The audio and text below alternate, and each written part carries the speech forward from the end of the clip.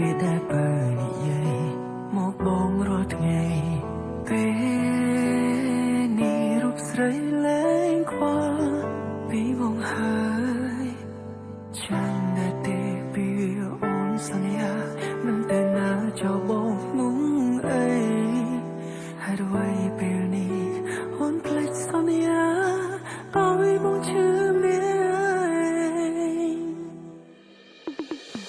ម៉ែដងកុំសត់អើ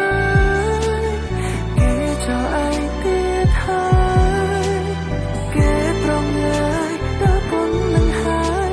មិនដឹងនៅតែស្រឡាញ់ចិត្តស្មោះកុំសត់អើយជឿហើយរត់ធ្វើនឹងបើគេធ្វើយ៉ាងនឹងគេតែចូល